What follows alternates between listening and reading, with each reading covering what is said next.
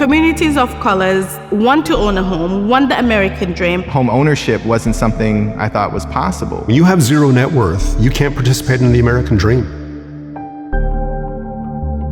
Everybody's principal need is to feel safe.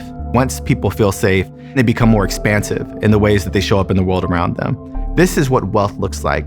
Wealth is the ability to live a fully embodied life. When you have choice, that's always what I call true wealth. Owning some assets and owning your home or your business allows you to have choice. When we have generational wealth in the family, it makes it easy for the family to make other plans instead of thinking about the rent. The wealth gap is like the opposite of compounded interest.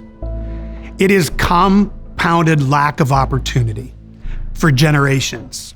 There have been systems and policies in place in our country that have intentionally withheld opportunity from certain communities, most often communities of color. Here's an example, racially restrictive covenants. This property may not be sold, transferred, rented to, and they would just literally name the groups. If we can help those who have been furthest away from opportunity, there's benefits for the entire community. And at the center of it is home ownership. Since 1968, the home ownership rate for communities of color largely has actually gone the wrong direction. It's worse today than it was pre-1968 when it was perfectly legal to discriminate against communities of color in housing. We wanted to, of course, own a home. We were not eligible to get those loans so that we could get the mortgage. I had to abandon that route and went to live with my other sister. So that independence I was looking forward to in America, like the American dream, I still can't achieve that.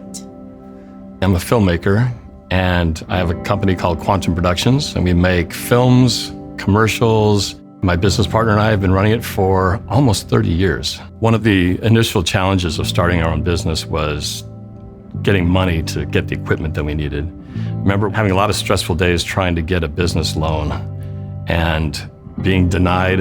You're privileged if you can live in a community and hopefully even walk to a business district where there's locally owned businesses. I know the business owner, that business owner might even live in this community. There's a value add that those dollars get circulated a little bit better if that's a locally owned business. We're supporting their business, which supports their family. It's a beautiful kind of circle of support all around. When I get people that come to my restaurant, they're like, "How long have you been here?" And I go, "I've been here for 2 years." And they go, "Oh, welcome." And I go, "No, you welcome. I've been here since I was a little kid." This is generational. This is multi-year. It's not just something that we came up with in a day. And I'm looking forward to seeing how many homes, how many businesses, how many families' lives that we can change with this program. And I'm excited. The wealth gap, frankly, is the housing gap. We've got to do a much better job and figure out interventions to close that gap. There is a freedom that I flow with in the world around me that is distinctly different than those who have to live paycheck to paycheck and rent check to rent check, simply because of the safety and security I have through home ownership.